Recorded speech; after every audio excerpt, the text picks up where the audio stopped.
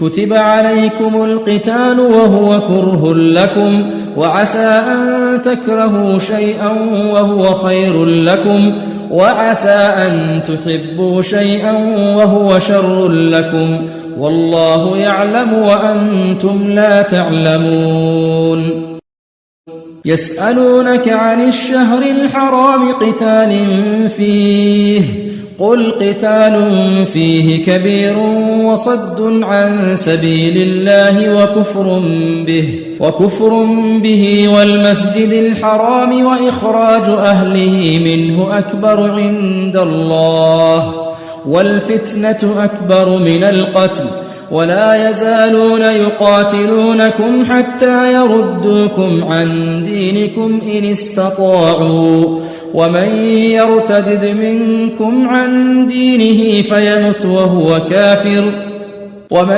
يرتد منكم عن دينه فيمت وهو كافر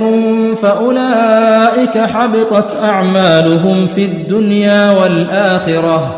وأولئك أصحاب النار هم فيها خالدون إن الذين آمنوا والذين هاجروا وجاهدوا في سبيل الله أولئك يرجون رحمة الله والله غفور رحيم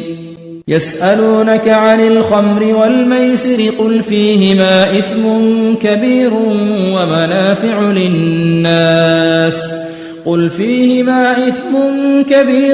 ومنافع للناس وإثمهما أكبر من نفعهما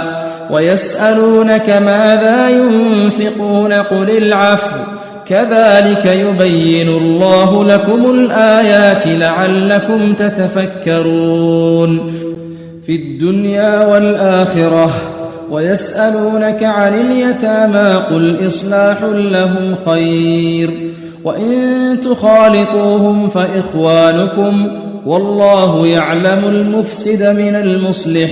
ولو شاء الله لأعنتكم إن الله عزيز حكيم